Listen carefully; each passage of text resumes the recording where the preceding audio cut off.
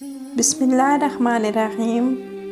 चाचा समोसा कितने का है? 25 रुपए का। बच्चे ने जेब में हाथ मारकर शायद पाताल तक टटोला।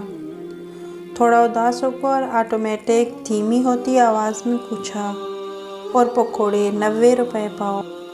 हलवाई ने ताज़ा और खस्ता समोसे पकोड़े कढ़ाई से निकाल कर निचड़ने के लिए जालीदार थाल में रखे। अब के भी बच्चा बेबसी वाली शक्ल के साथ वापस जाने लगा। बच्चे का छोटा भाई उसका बाजू खींचने लगा। भाई, ओ भाई, ले लेना पकोड़े, भूख लग रही है। स्कूल से छुट्टी हुई थी। बड़ा बगैर कुछ बोले नन्हे मुन्ने मगर ढाई मन के पैर उठाता खुद को पकोड़ों की दुकान से आगे घसीट रहा था, जबकि उसका छोटा भाई उसे वापस खींच रहा था। हलवाई का पकोड़े बनाता हाथ यकलख्त रुक गया और वो कहने लगा, ओए बच्चे, ओए। जब बच्चों ने नहीं सुना तो हलवाई कहने लगा, ओ स्कूली बच्चे।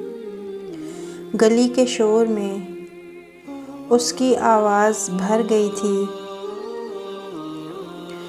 एक दूसरे बच्चे को इशारा करके उस हलवाई ने उन दोनों भाइयों को वापस अपने पास बुलवा लिया था। क्या हुआ बेटा, समोसे पकोड़े आपने नहीं लिए क्या? बच्चा शर्मा सा गया। चाचा, हमारे पास पैसे पूरे नहीं हैं। ओए चल, कोई बात नहीं, जितने पैसे हैं तुम उतने ही दे जाना। अब छोटे भाई के मुंह पर रौनक आ गई। 4 गर्मा गर्म समोसे और 1 पाव भर पकोड़े उस हलवाई ने थैले में डाले। केचप चटनी डालूं क्या? वो पूछने लगा। हाँ चाचा, वो भी डाल दो। एक थैली में भरकर वो भी डाल दी। ले लो, ये ले जाओ मेरा पुत्र, ले जाओ। बच्चे ने अपनी जेब में से 20 रुपए निकाल कर हलवाई को दे दिए।